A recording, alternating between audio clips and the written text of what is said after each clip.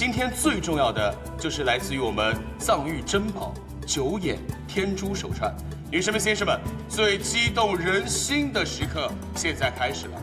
9眼天珠手串底价人民币1000万元，每次加价不得低于100万元。现在，请举牌。1200万。08号先生1200万元。1500万。这位先生出价1500万元。2000万。46号先生加到了2000万元，一口气追加了500万。今天的第一个高价出现，2000万元，现在的价格有比2000万更高的吗2500万。16号这位女士加到了2500万元，又是一个500万元的追加，现在是2500万元。短短几分钟的时间，现在价格已经到了5000万元。等一下，我要冷静一下，我是拍卖师，我应该是最冷静的人。现在的价格是5000万元，有比5000万更高的吗？有比5000万元更高的吗5200万。46号先生加价加到了5200万元，一口气的追加，超越了我们的16号女士。现在的价格是5200万元。6000万。16号女士加价加到了6000万元。我并不认识这位女士，但是我相信现场的你们跟我现在的心情是一样的。从她的状态，从她的豪气，简直是太刺激了。6500万。46号先生加到了6500万，我可以说他是财大气粗吗？看来46号先生对于我们9眼天珠真的是志在必得，他太爱我们的9眼天珠了。6500万元。6700万。16号女士再次加价，现在的价格已经加到了6700万元，再次反超，有比6700万元更高的吗？现在是6700万元。加到这么高啊！加这么是，真没想到，是。预算是1个亿，1个亿以内你随便支配，超出1个亿我就不要了。我预计8000万应该能拿下。这价格也太高了。是啊，这还怎么拍呀？加到这么高，这还怎么拍呀？这是太高了。7000万。7000万元。46号先生加价加到了7000万元，真的是财大气粗。他对于我们的9眼天珠是势在必得啊！我要再一次的问一下现场所有的朋友们，还有人要加价吗？如果没有的话，7000万，第一次；7000万，第2次；7000万，第3次，成交。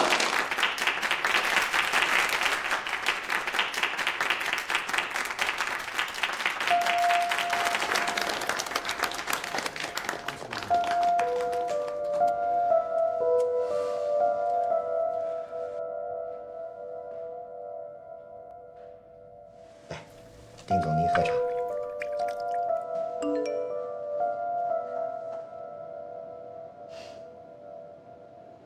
哦，这个玉蝉帮我包起来吧，我要了。啊，好，您稍等。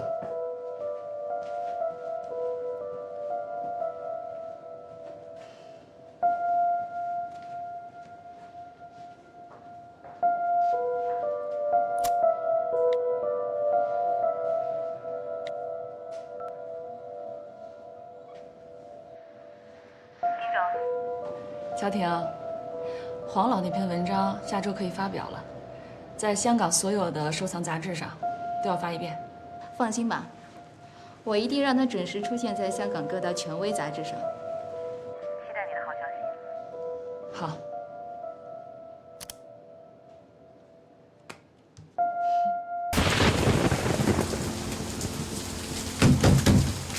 钱海涛，你开门！钱海涛，给我开门！你开门，钱海涛！你开门！我知道你在屋里。钱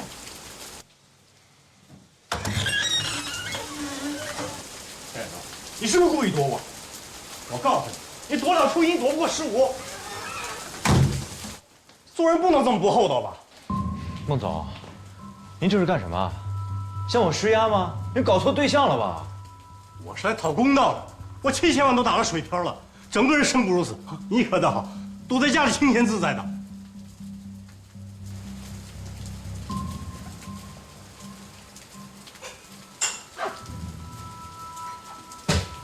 钱涛，咱们俩无冤无仇吧？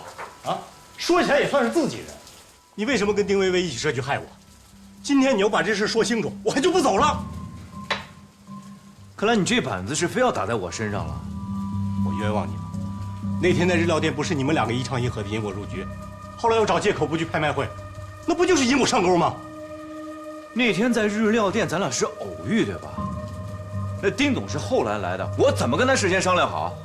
啊，还有我爸，他是真生病了，足足在医院躺了1个礼拜。不相信，你现在就打电话去协和医院住院部，你去问。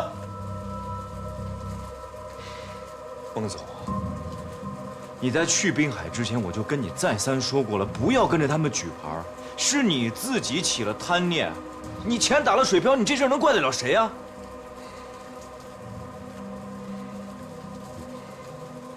那要真像你说的这样，那咱们俩都让他给骗了。孟总，你口口声声说丁薇薇骗你，丁薇薇骗你，可我就是想不明白，这丁薇薇骗你的动机是什么呀？那我也不知道啊，我到底哪里得罪他了？我倒是去找他了，人还没见着，就让他秘书挡在门口了。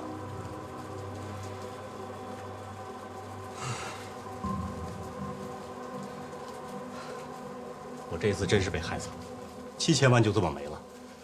你叔又逼着我给房屋底补漏，后边好几个老板追着我要钱，怎么下去？怎么下去？我公司真要是完了。海涛，这次无论如何你得把丁薇薇给我约出来，咱们当面把这事说清楚，要不这事儿还是没完。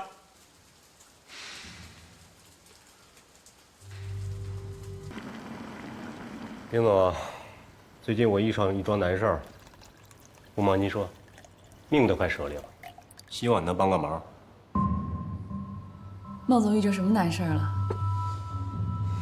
还不是九眼天珠的事儿。哦，我听说了，那串九眼天珠被孟总大价钱买走了。哎呀，没买着这个宝贝，我还挺遗憾的。不过没关系，以后还有机会。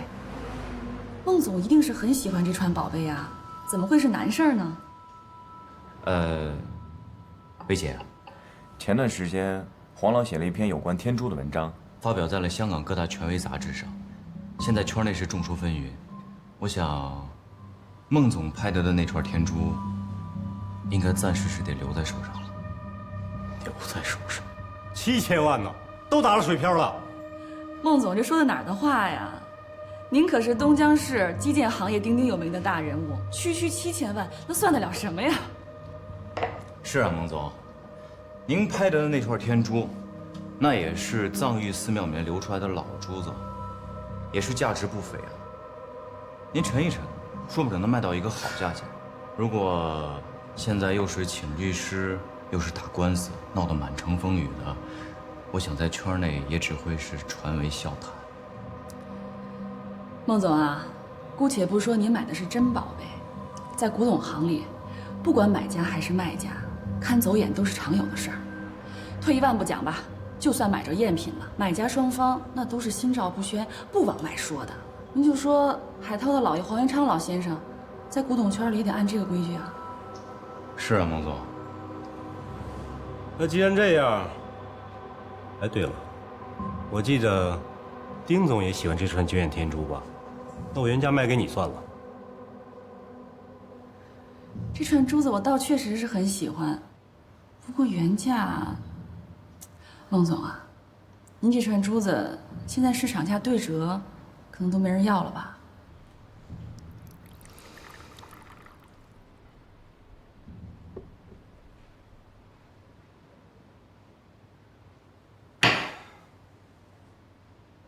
我实话说了吧，我本打算接下盐山煤矿一个基建工程，但手里流动资金不充裕，才想了这么个主意。您是拿流动资金买的天珠啊？是，我鬼迷心窍了，行吧？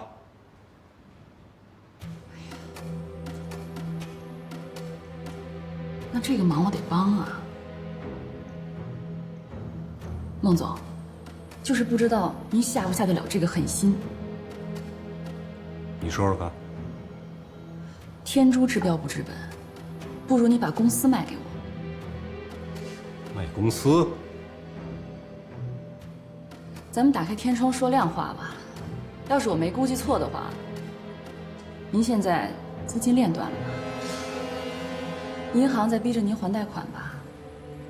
您要是贷款还不上，公司就得查封抵债，到时候1分钱都拿不着，对不对？我什么大风大浪没见过，这点难题难不住我。那是当然，孟总是响当当的大人物啊。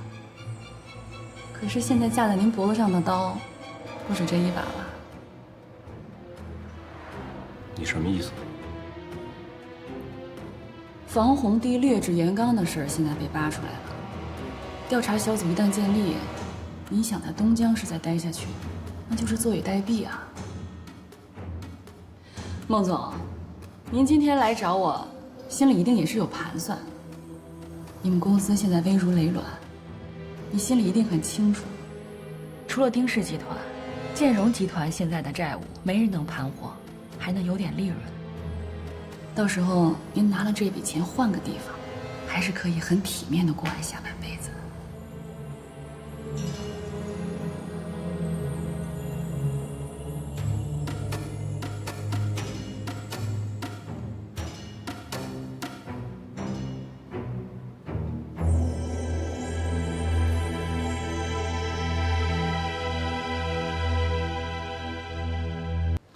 你把这家建筑公司的情况了解的再具体一些，回头再跟我说。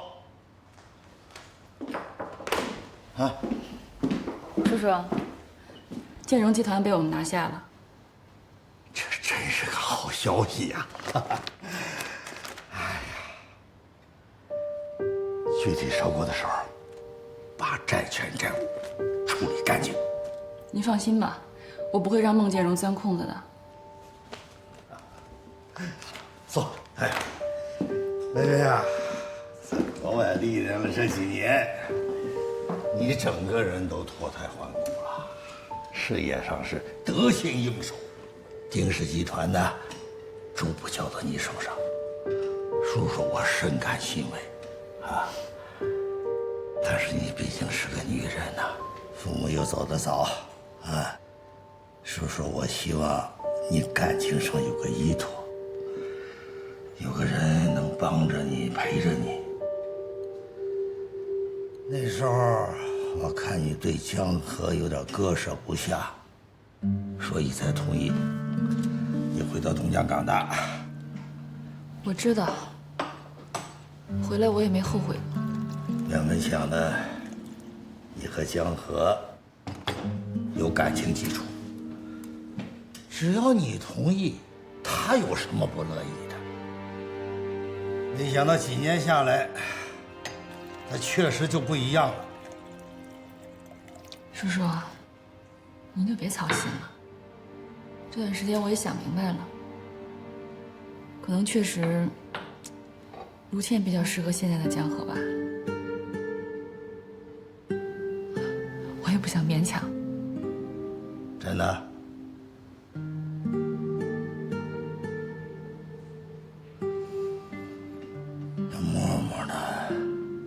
他情绪上能转得过来吗？好多了，毕竟是多文化背景下长大的孩子，接受度还是要比一般孩子高的。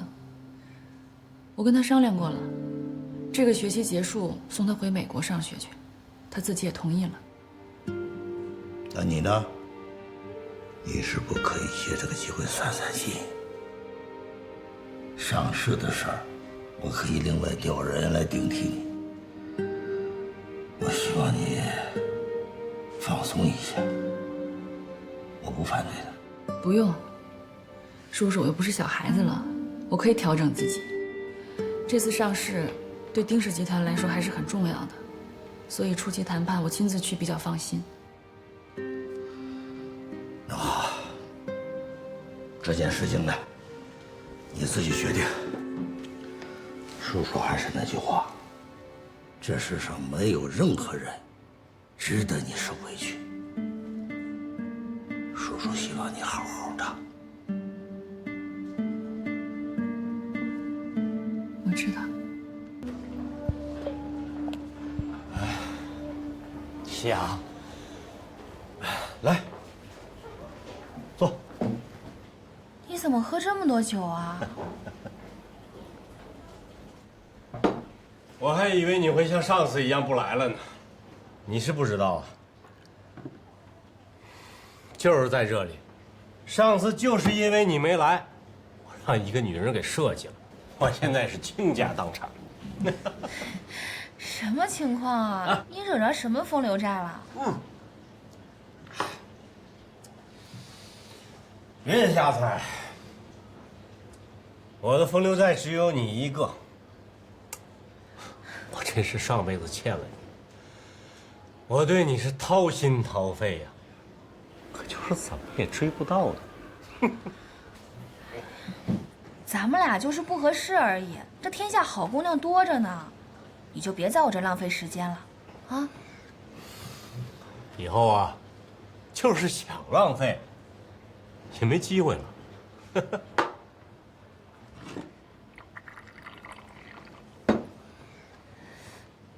你刚刚跟我说你倾家荡产，是怎么回事？你发生什么事儿了？我做生意让人坑了，把公司卖了。卖了？没错。我有钱的时候你就看不上我，现在我是穷光蛋一个了，你是不是更看不上我了？啊？这跟钱压根儿就没关系，好吗？是吧？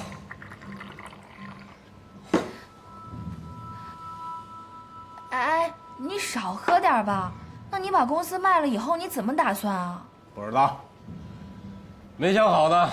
哎，我得先去趟西藏，看看把我坑了的那个九眼天珠它长什么样，然后啊，我就走到哪儿算哪儿，走到哪儿算哪儿。喝酒啊，你倒是。哎，行了行了，你别喝了，别喝了，孟建荣，别喝了。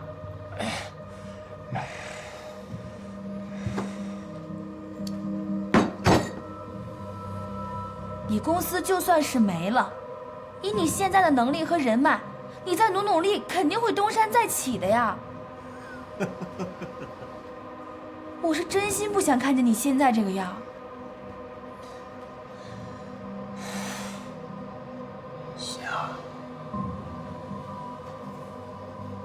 夏，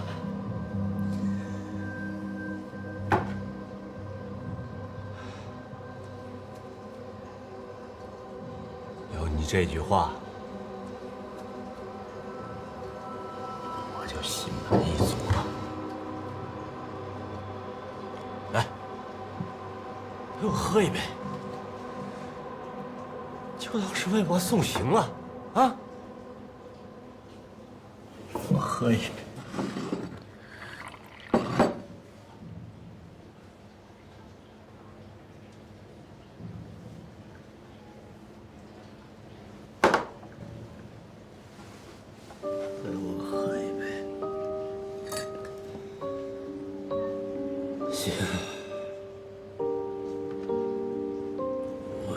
真喜欢你呀！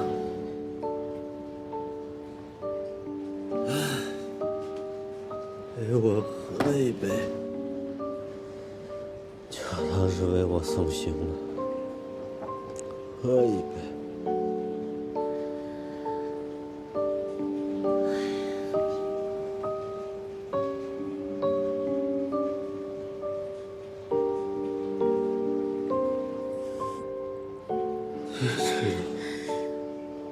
你是我见过最漂亮的女孩，我是真喜欢你。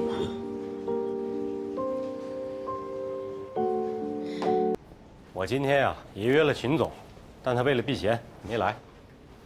现在是非常时期，最好还是少见面。你以为我愿意来啊？我是没办法吗？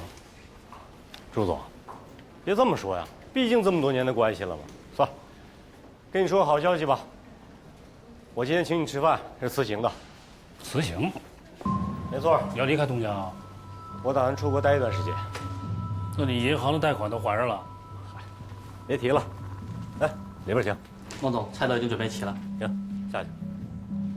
好呀，做生意让人坑了，把公司卖了，东拼西凑啊，凑2个钱，勉强算把银行贷款还上了。本打算东山再起的，可现在情况这么紧张，就想着先出去躲躲再说。怎么样？这算是好消息吧？我这么一走，好多事情就可以说不清了。老爸，别那么悲观啊！俗话说得好，留得青山在，不怕没柴烧。只要我跟老秦在，保证你有翻身的那一天。来，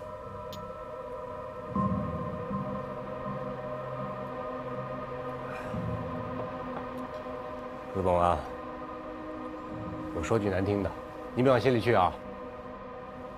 现在大环境这么紧张，中央反腐这把刀一直在大家伙头上悬着呢。中央巡视组是一波接着一波。我劝你啊，也给自己留条后路。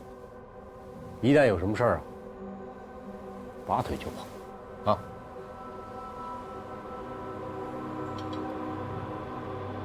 来，卢总，我敬你一杯。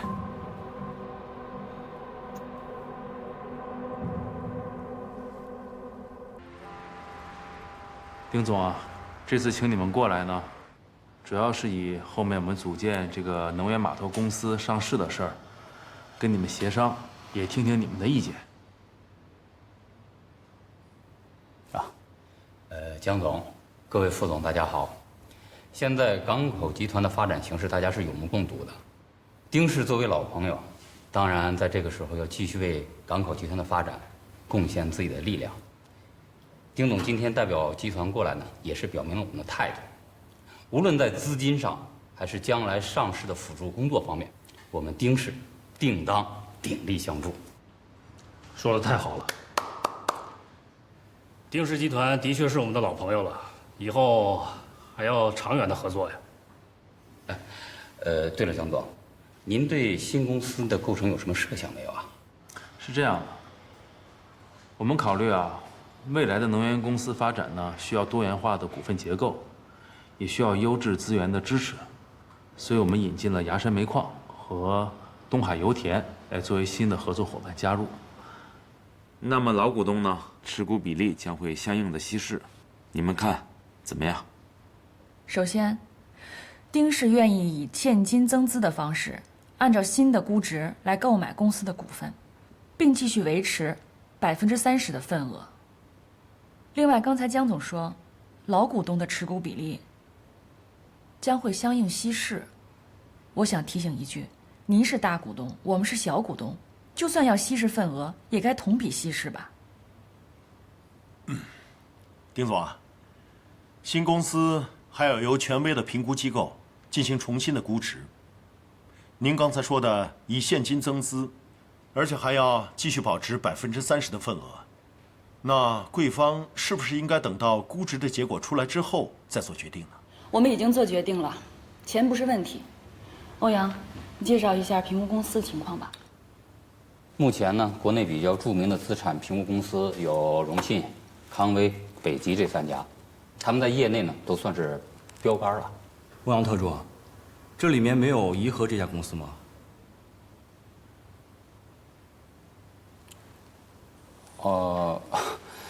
这个印象我并不是很深了啊。那估计是欧阳特助记忆力不太好，我提醒提醒你啊。这家公司呢，就是当初你们入股煤码头的时候，给我们做资产评估的那家公司，忘了？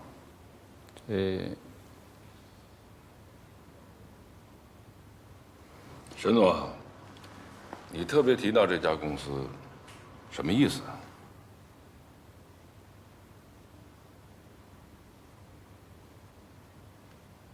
找哪一家评估公司，我们以后再议。啊，丁总啊，我非常感谢丁氏作为老朋友，对上市的支持。但是我希望呢，你们也考虑一下，这个新的伙伴加入啊，也是对能源码头公司未来的发展是有益处的。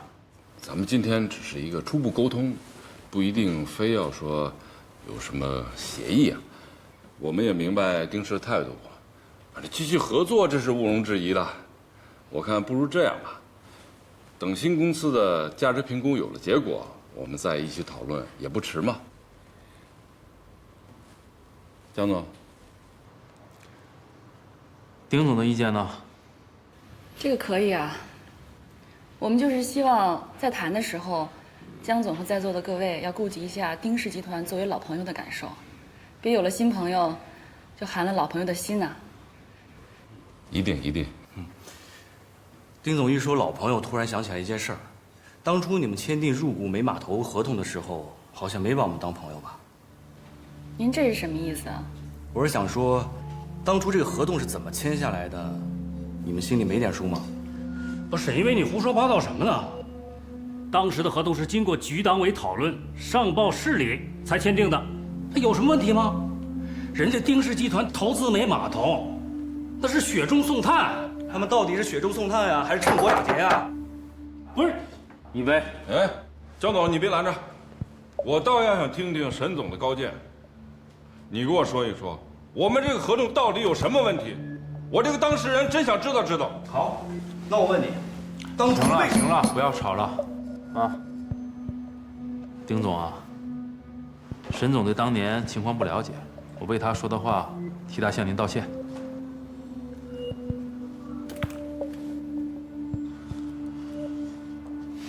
那今天就聊到这儿吧，啊，一切等评估结果出来以后再说。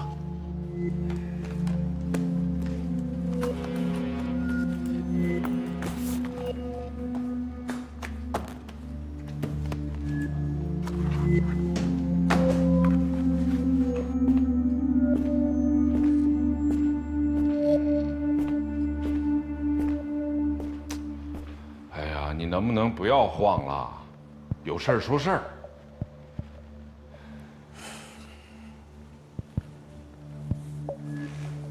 老秦啊，自打这个江河回来，是不停的找我们麻烦的。你就说今天上市的这个事儿吧，非得让人家丁氏集团减持，又让沈一威把合同的事儿扯出来，这不是诚心让我们过不去吗？天要下雨，娘要嫁人，他们诚心要想报复，我们也没辙。孟建荣和刚才的事儿才过去，这又把合同的事儿扯出来整我们。这是个连环套啊！你别老我们的，这合同有什么问题啊？我是问心无愧。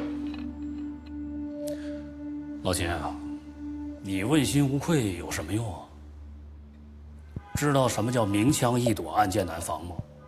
你到时候闪都来不及。哼，捅窟窿，他要想捅，得有地方下手才行啊。老朱，不是我说你，你是不是又干了什么了？看你这抓耳挠腮的样子，一看就是心虚。我有什么可心虚的呀？我的那些事儿你都知道啊。我这不是为了我自己，我是替你打抱不平，知道吗？啊，合同是你签的，质疑合同就是质疑你。行了，我知道了，你也别生气啊。不管是江河还是沈一威，想要指控我，都没有证据，平白无故的，我就不相信他们能捏造出什么罪名来。你也放宽点心。关于合同的事儿，卢市长是知道的，走了正常的程序，各部门都备了案的，他江河能翻出什么大浪来？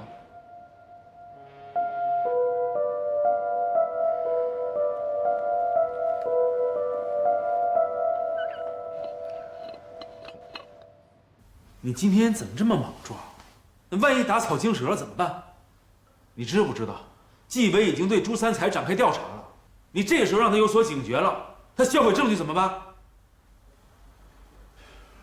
对不起，江总，我就是看丁氏集团当那个什么还立牌坊的样子，我气就不打一处来，我一时没忍住。你现在不是毛头小子了啊！你堂堂的副总，这点气沉不住吗？你让我以后怎么放心把上市的事交给你？张总，今天是我不好，我有问题，但是你也知道，当初我是因为举报秦池被报复才去开摩的的，我就是看不惯他跟朱三才道貌岸然、人前人后两副嘴脸的样子。2个亿呀，江总，4000万就给贱卖了，你都不知道那个时候我们职工的日子都过成什么样了。他们这么干还有良心吗？还有那个丁氏集团，明明是趁火打劫，还装作一副大恩人的嘴脸。我要是不怼他，我这口气咽不下去。我理解你的心情啊，但你这也是欠考虑的。再说了，那丁薇薇也未必知道实情。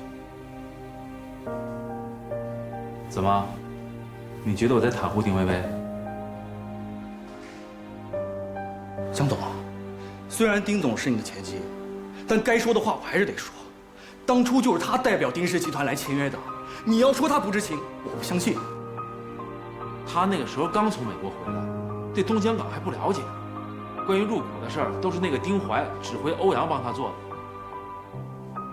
当然了，他具体知不知情，我也不敢肯定。等我找个时间吧，我跟他好好谈谈。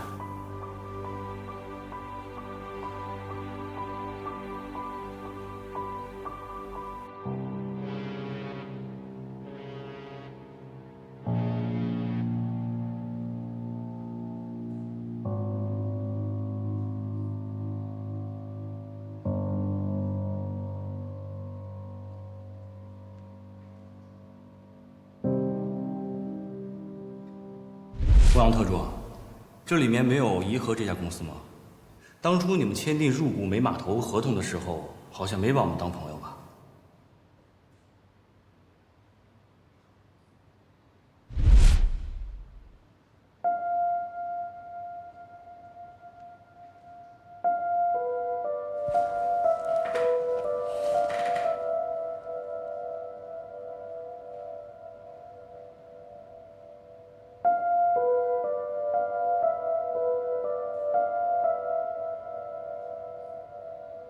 你好，丁总。你曾经答应过我，万一有什么事儿，你会给我安排一条后路。放心，还没有到那种程度。我答应的事情我会安排的。如果真到了关键的时候，我会让欧阳和你联络的。好，谢谢丁总。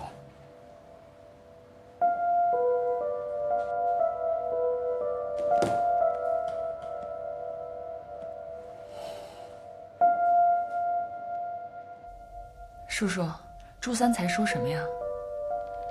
他怕了。其实我有点担心，我们这算不算商业欺诈呀？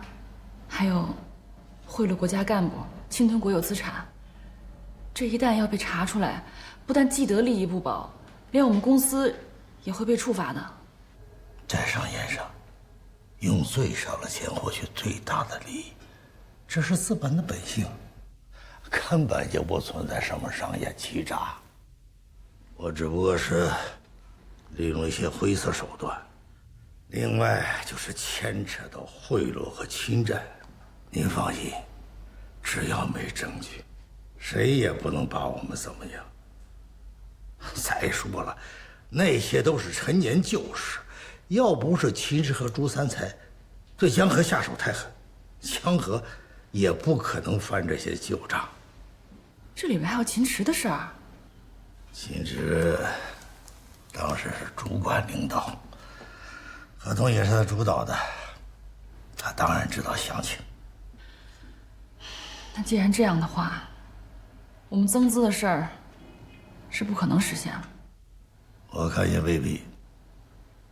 江河现在主要工作就是推动上市。你去跟江河谈，他要整秦池和朱三才我不管，只要不牵扯到我丁氏集团，我就可以大幅度的为他上市提供资金的投入。这样，对公司对这个人都有好处。先公后私也好，先私后公也好，我想江河都不会拒绝。叔叔，我了解江河这个人，他是很有原则的。公司面前，他一定是先公后私。还有，他一旦要是抓着我们实际证据，一定会让我们出局的。这事儿我干不了，我也没办法面对他，这么堂而皇之的说出这些话。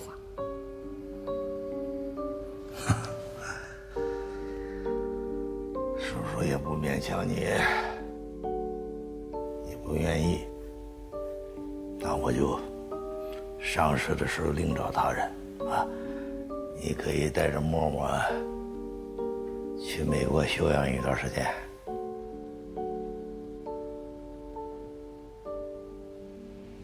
我今天要是不来，你是不是还拖着不给人家发货呢？我告诉你，老婆，才过几天好日子，别好了伤疤忘了疼，赶紧去办。孙总，我知道了，我马上就去办。哎，胡西雅，不是，你怎么进来的呀？我说我是沈总朋友就进来啦。就这么简单？比沈总还能简单啊？看来保卫科得下岗几个了啊！行了，去我办公室坐会儿吧。你今天怎么突然跑这儿来了？啊，上回抗洪之后，很久没有看见你们了，甚是想念，所以我就过来啦。你们，这个你们还有谁啊？多了，江河哥呀，卢倩姐呀，顺便还有你。这个，那你的意思是你已经见完江总和卢倩了是吧？没有啊，我这不是顺路先来看看你们。他们在江南，我这在江北，我这顺路。哎呀，你怎么这么多问题啊？我是来考察场地的，当然是顺路。你不欢迎我，我先走了。走吧。哼！哎，别，你还真走啊你啊！欢迎，我举双手双脚欢迎，行了吧？这还差不多。其实呢，我今天来还是有事情要相求的。不知道咱们沈大经理愿不愿意帮忙呀？哎呀，千万别这么说，只要是我能力范围之内的，没问题。其实吧，这件事对你来说就是小事一桩。我现在在一家民营的艺术团工作，想来江北搞一个艺术节，刚好看中了一块地就在这附近，所以想跟你借点人力物力搭建个舞台，我可以免费为咱们码头的员工还有江北的居民演出，你觉得怎么样？文化共建，好事儿，没问题。我就知道你是个爽快人。今天啊，你正好来巧了。这段时间忙着上市的事儿，忙得焦头烂额，就今天这会儿有空。这样吧，待会儿坐我的车，我带你去看看你说那块场地，然后呢，我再尽尽地主之谊，顺便啊，请你吃个饭。哎呀，既然这样，那我就百忙之中，顺便跟咱们沈大经理吃个饭吧。好，荣幸之至。老弟，这里就是我们崖山煤矿的未来。这次有底气跟你们一起组建股份公司上市，这个项目起到了重要作用。老哥，这山海横波逆流，不进则退。咱俩在做企业的根本理念上是一致的。还是你对我脾气，所以这次卢市长一牵线，我二话没说，同意跟你们绑到一块儿干。这做企业啊，我就认准一个理儿，要想不被别人落下，你就得跑到别人前头去。老哥这干劲儿，我是佩服的。哎，佩服啥呀？只顾在前边干了，后院起火了都不知道。我呀，在企业管理这方面不如你。哎，秋萍留下了这么大一个窟窿，我到现在还填不上，惭愧啊！你自查有一段时间了，没查出什么来吗？不怕你笑话，我不但不了解自己的老婆，连身边的副矿长是个小人也不知道。这不，邱平一死，他一推625，反倒咬我一口，我这有苦说不出，憋屈。赵达福把自己推得一干二净。哼，他一个总调度，说什么都不知道，糊弄鬼呢。哎，你稍安勿躁，法网恢恢，疏而不漏。哎，老弟，你说帮我查出什么线索了吗？我这次特意过来，除了跟你商量上市的事儿，还有就这件事儿。这件事儿呢，已经有眉目了，但具体的还不方便跟你说。你先沉住气。老弟，什么都不说了，感谢。谢什么呀？上市了以后，都是一家人，事情总有水落石出的一天。好，我们还是先把眼前的事情做好。哎，怎么样？哪天约一下东海油田、丁氏集团，我们4家坐到一起谈一谈。我们4家先不急着坐下来谈。我这次过来呢，主要是跟你商量一下大体框架，后面的事情啊，让两边的工作小组跟进就行了。好啊，我肯定是全程配合呀。走，我们回办公室谈。赵先生，我先敬你一杯。董事长亲自做东，达夫真是受宠若惊啊！赵先生，您客气了，咱们是多年的老朋友了，经常聚聚是应该的，免得生分了。对，远亲不如近邻嘛。这丁氏在东江，咱们要多走动，大家都有好处嘛。啊，没错。来。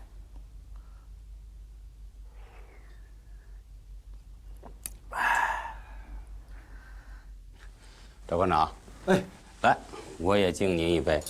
特助台啊，副矿长。赵矿长，您可别太谦虚了，矿长这个位置，迟早都是您的。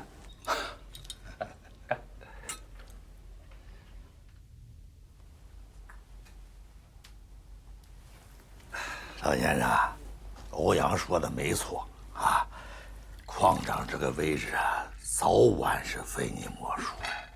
你说你有这个位置，我们丁氏集团和你们雅山合作，不是更顺利吗？董事长，我不瞒您说啊，这廖汉中现在觉得我是眼中钉，处处防着我。哎呀，我这想做点什么事儿，也施展不开手脚。这幸亏啊，我群众基础好，手下还有人听我的，要不我早都被他架空了。赵先生不必担心，你不是说了吗？啊，他一身泥巴还没有洗清呢。我建议啊，在这非常的时期，你可以在这件事情上做做文章。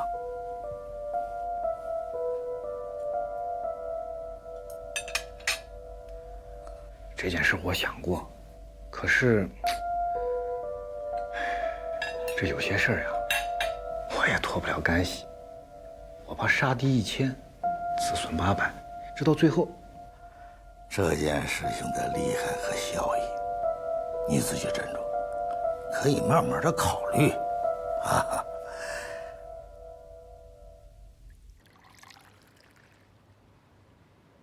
江河，今天私人时间找你出来，先跟你谈点公事。是丁氏集团股份的事儿。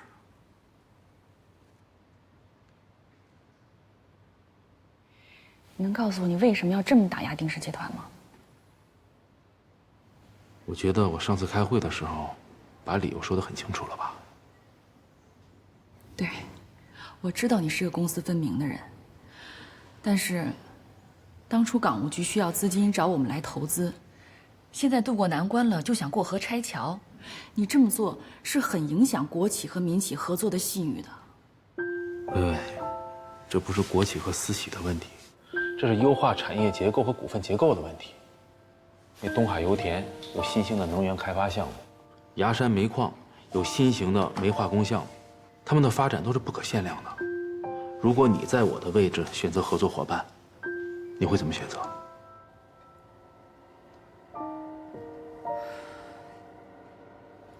没想到有一天你我也会面对面的对峙啊！我也不希望这样啊。江河，你跟我说句实话，你是不是因为不满丁氏集团当初低价入股煤码头，你现在要找后账？这是原因之一，不是原因之一吧？这是主要原因。我在会上说的也是实情。薇薇，这只有我们2个人。我问你一句，当初丁氏集团跟煤码头签合同的时候，你刚回东江港不久，这合同背后的事儿你知道多少？参与了多少？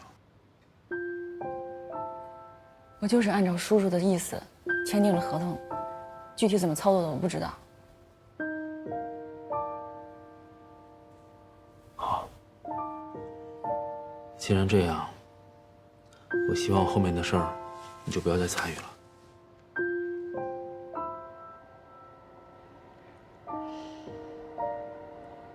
江河，我今天站在丁氏集团的立场上，还是得跟你说几句。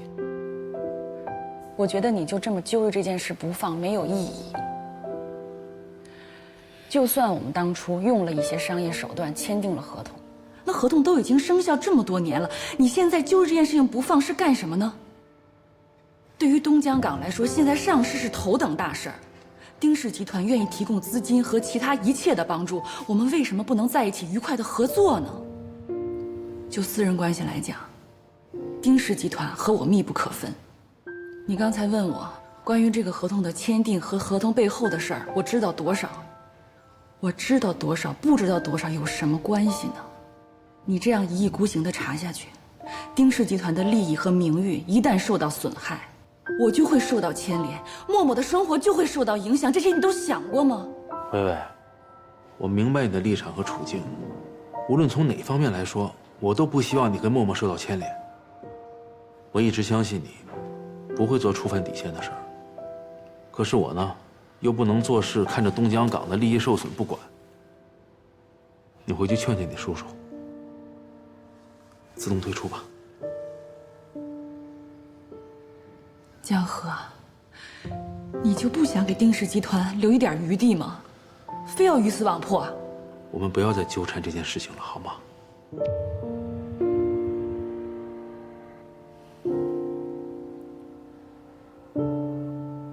好，我可以给你透个底。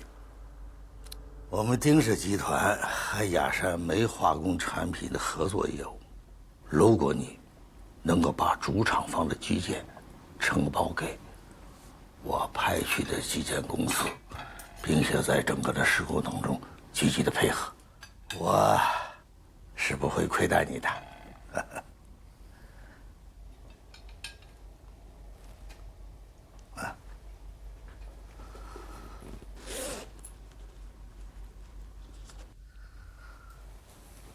这是20万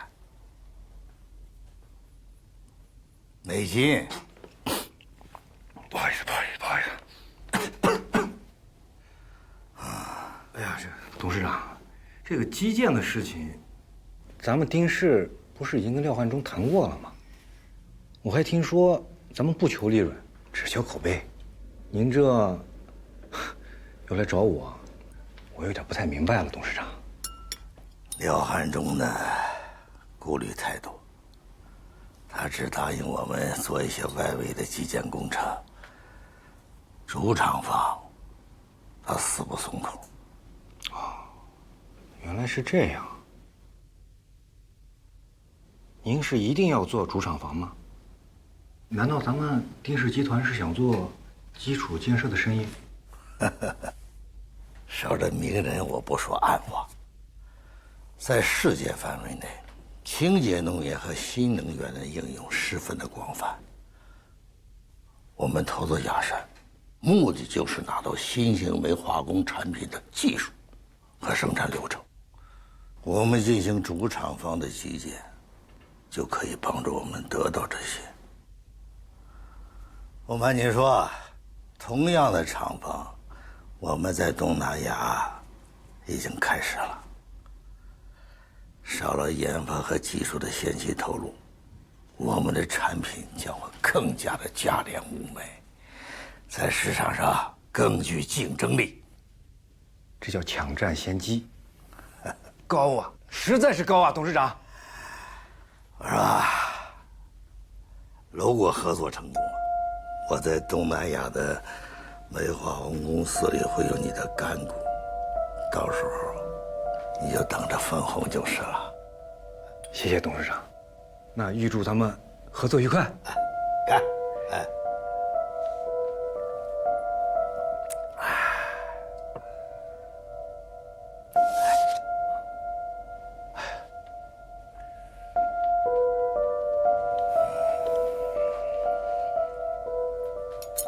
周董事长，请。对了，今天还有一件其他事要告诉你，我要带默默回美国了。为什么？你是要拿这件事情跟我当谈判的条件吗？当然不是了，我是觉得美国的生活环境和教育环境可能更适合他吧。而且他知道了你跟卢倩在一起以后，确实很难过，哭了好几天。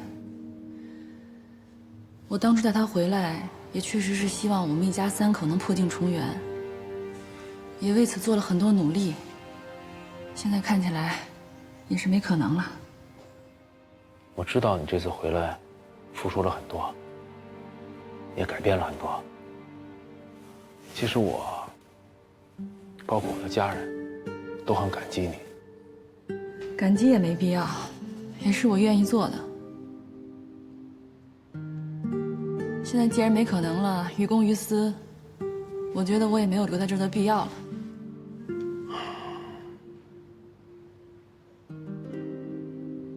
默默回美国的事儿，我能跟孩子谈谈吗？这也没必要吧？他自己已经答应了。再说，如果他要是留下，怎么面对你和卢倩呀？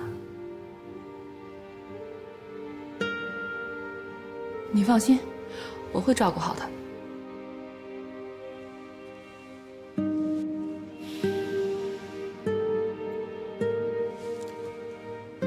我以后很难再看见默默了吧？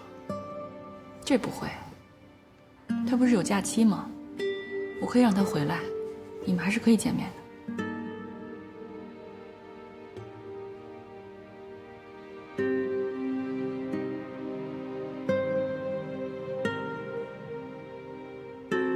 你们什么时候走？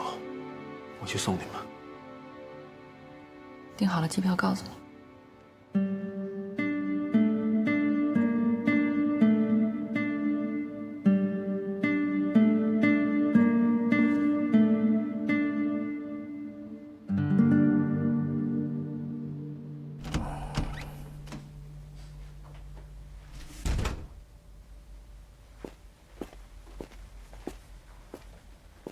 董事长，找他父亲送走了。希望赵大夫不要辜负了我。董事长，我记得您当初曾经说过，基建和上市这2件事都交给丁总全权处理，可是您现在还是忍不住出手帮他了。薇薇还是缺少历练，面对这些官场上的事儿，他还是不行。我觉得吧，丁总可能还是过不去他自己心里那道坎儿。他之前毕竟跟江河生活过。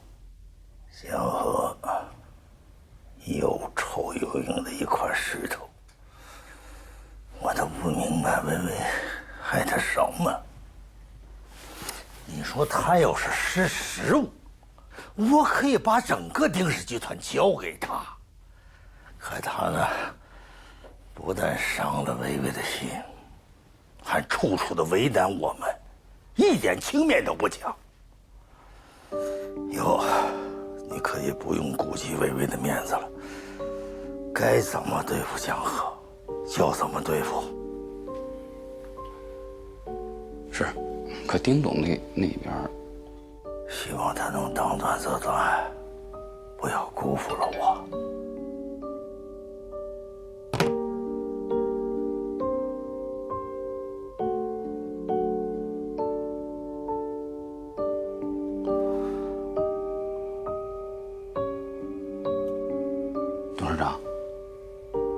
马上和朱三才联系。江河要和我们死磕了。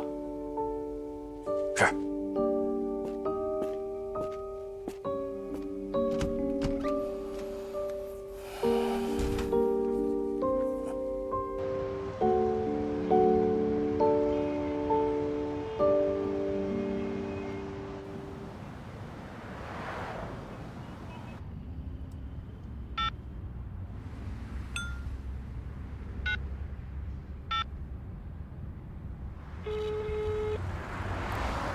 董事长，我要向您汇报一个情况。丁氏集团可能已经知道我们在调查他了，我们的调查和取证要抓紧了。丁氏集团是怎么发现的？啊？抱歉，我们谈判的时候不小心说漏嘴了，他们很警觉。江河，我说你什么好？你们怎么能犯这么低级的错误呢？卢市长，当务之急是我们要保护好证据。还有要盯住涉案人和证人啊！这事不用你提醒我，做好你自己的事情。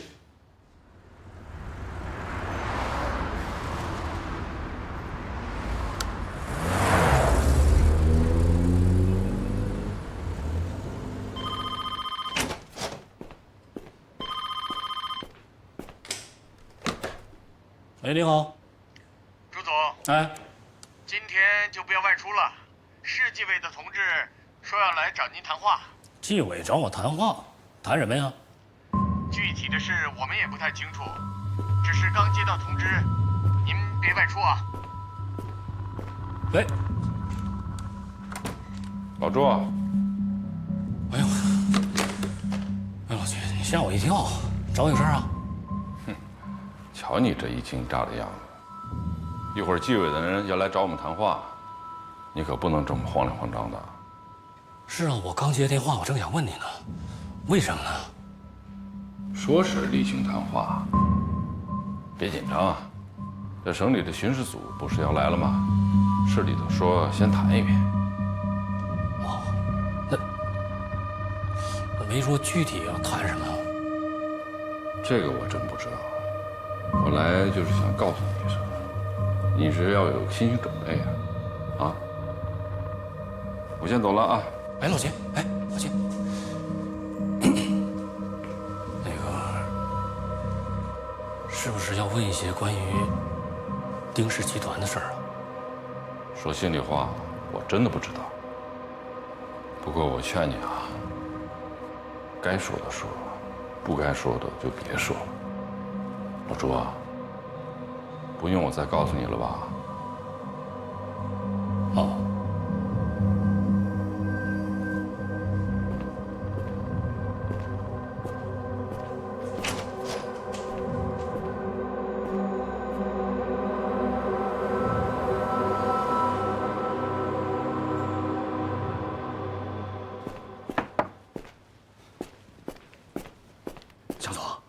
我听说今天纪委的人要来找朱三才和秦氏谈话呢。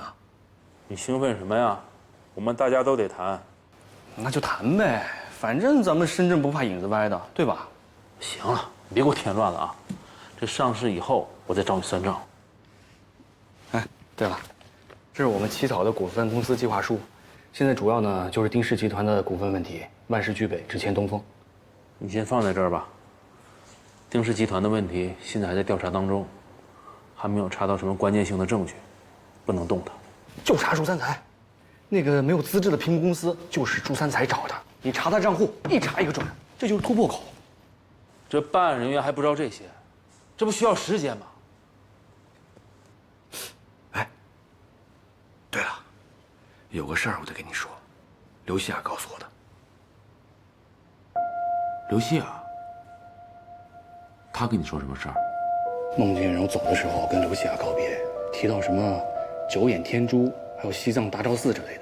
我估摸着这孙子肯定跑到西藏去了。防洪堤的事情就是因为孟建荣跑了，朱三才才躲过一劫。把孟建荣抓回来，朱三才一准跑不了。行了，现在当务之急是丁氏集团退股的事儿。关于孟建荣，我会跟上级反映的，去追查他。反正啊，不能扰了他们啊。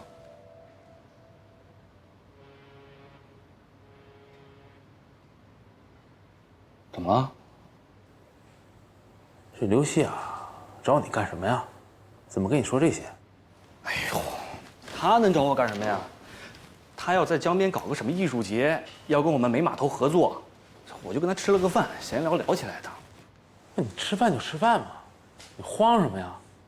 慌了吗？没慌。哎呀，你真是想多了。你赶紧看啊，那个我回去准备一下谈话内容。走了，张总。